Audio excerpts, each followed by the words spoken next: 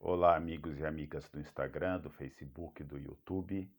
Voltei aqui à série de vídeos intitulada Decodificando o Voto de Minerva, expressão que significa voto de desempate, voto de sabedoria, e que foi imortalizada na obra As Eumênides, escrita por Ésquilo no século V a.C., lá na antiga Grécia. No último vídeo deste playlist, eu me comprometi a falar sobre o marco zero desta trilogia, dessa tragédia, e você deve saber que toda boa tragédia clássica grega começa com uma maldição. Lá na obra Édipo de Sófocles, você tem a maldição dos Labidácidas, e aqui na trilogia Orestia, que é composta pelos volumes Agamenon, Coéfaras e Eumênides, a maldição zero é a chamada maldição dos Átridas. Atreu era irmão de Tieste, Atreu pai de Agamenon e Menelau. Agamenon, aquele que você já sabe que comandou as tropas gregas na invasão a Troia. Menelau, aquele que era casada com a bela Helena. E o pai deles, o Atreu, ele, em uma disputa pelo trono do reino de Argos com seu irmão Tieste, depois de certas indas e vindas, infidelidades conjugais e tudo mais, ele, por vingança, ele matou os próprios sobrinhos e serviu a carne desses sobrinhos, dessas crianças, em retalhos em um banquete ao próprio irmão Tieste. E, a partir daí, todos os seus descendentes estavam amaldiçoados. A maldição começou, na verdade, um pouquinho antes, segundo alguns estudiosos. Começou lá com o pai de Atreu e Tieste.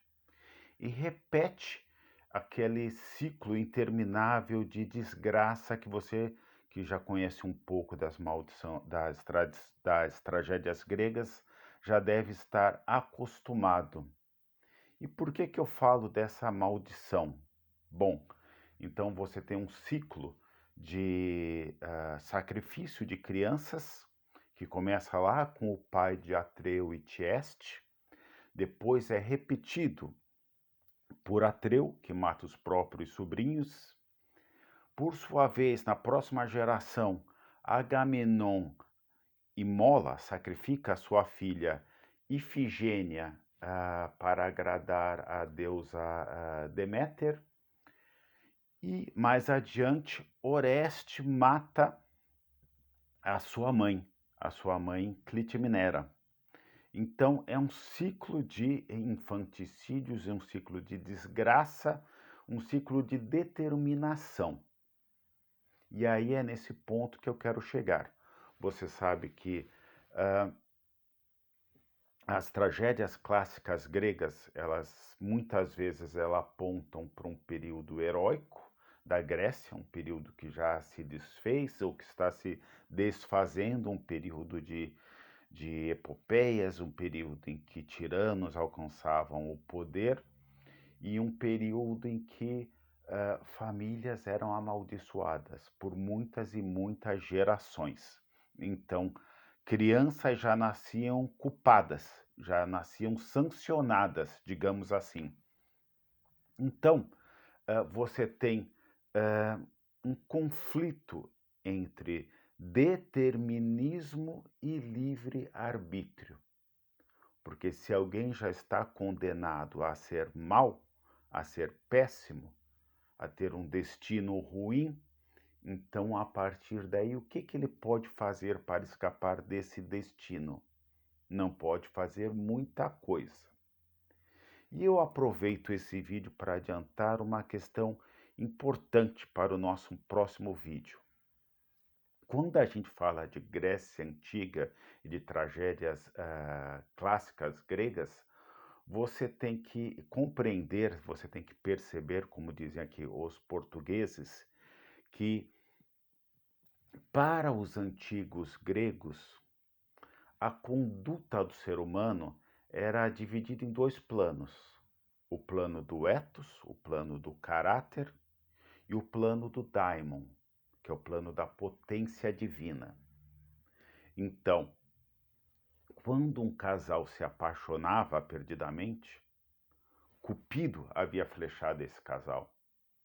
Quando um militar fazia um combate heróico no campo de batalha, ele estava tomado por Ares. E aí nós vamos entender que muitas vezes uma certa conduta não é atribuída à própria pessoa, ao próprio agente, porque dentro de cada ser humano, dentro de cada agente, existe uma potência divina, existe um dedo, uma mão, uma intuição, um sopro que é feito lá do Monte Olimpo, ou das entidades infernais, lá no caso das fúrias. Então, é isso que eu posso adiantar.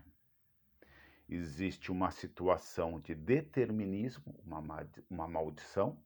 Então, os Átridas, que é o clã de Menelau e de Agamenon e Clitemnestra, está previamente amaldiçoado, de geração em geração, sucessivamente, e cada antigo grego, por sua vez, na sua conduta, ele agia de acordo com seu ethos, de acordo com seu caráter, mas também de acordo com a sua potência divina, de acordo com a inspiração de entidades divinas. E é sob esse olhar que a gente vai fazer a discussão do julgamento de Orestes, um matricida, um filho que matou a própria mãe e, que você já deve saber, foi absolvido no julgamento comandado por Minerva, comandado por Atena. E é isso. Espero que você tenha gostado desse vídeo. Se gostou, curta, compartilhe, comente com os amigos, ajude a divulgar esse trabalho e fique bem.